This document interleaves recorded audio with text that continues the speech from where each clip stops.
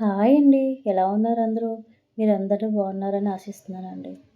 ఈ 2025 సెప్టెంబర్ 30వ తారీఖున మంగళవారం, అష్టమి తిథి మరియు పూర్వాషాఢ నక్షత్రం.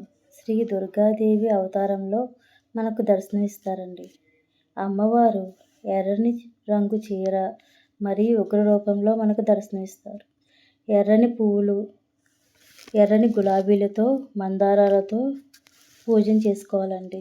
దుర్గాదేవి అష్టోత్తరాలు, స్తోత్రాలు అవన్నీ చదువుకుంటూ పూజను చేసుకోవాలి.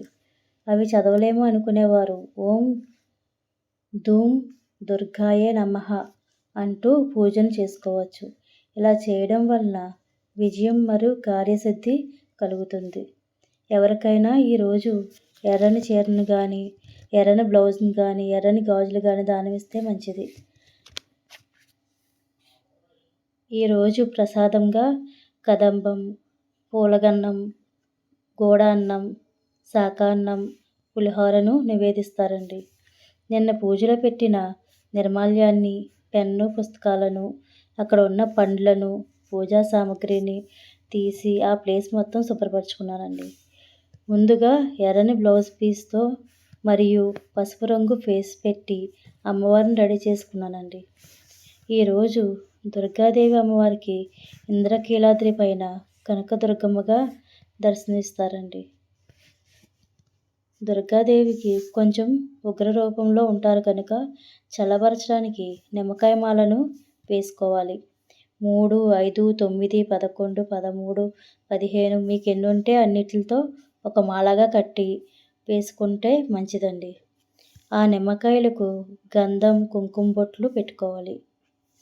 ముందుగా జవ్వాదిని చల్లి మరియు అక్కడ పచ్చకర్పూరాన్ని కూడా చల్లుకున్నాను.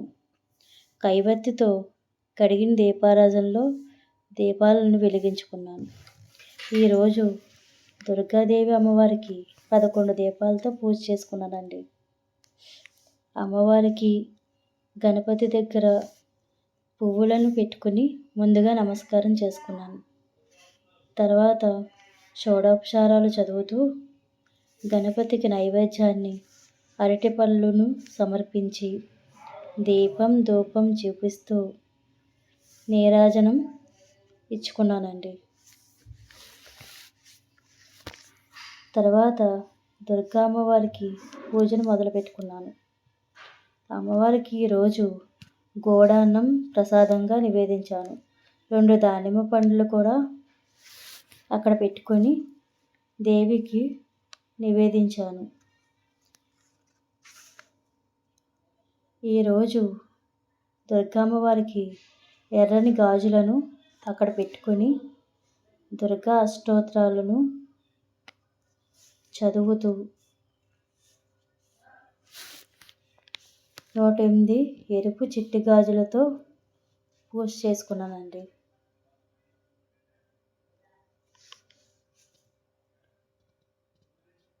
ఎర్రని గురివింద గింజలు కూడా నా దగ్గర ఉంటే అవి కూడా ఈ అష్టోత్తరం చదివినప్పుడే పూజ చేసుకున్నానండి. ఈ పూజను ఈ గాజులతో కంప్లీట్ చేసుకున్నాక ఆ అమ్మవారికి కూడా నీరాజనం ఇచ్చానండి.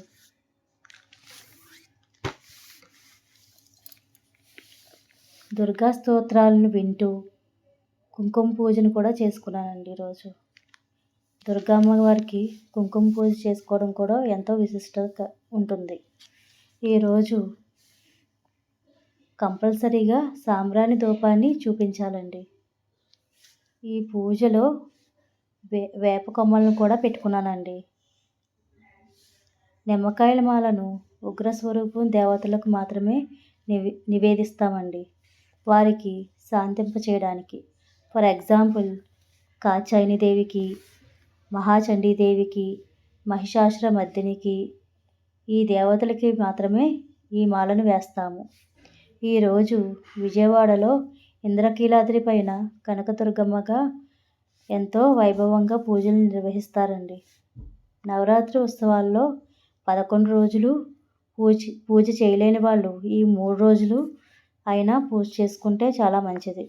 ఈ నవరాత్రుల్లో మొదటి 3 రోజుల పూజను పార్వతీదేవిగా, తర్వాత 3 రోజుల పూజను లక్ష్మీదేవిగా, ఆఖరి 3 రోజుల పూజను సరస్వతీదేవిగా పూజిస్తారండి. Thank you for watching. Subscribe my channel memories of Krupa.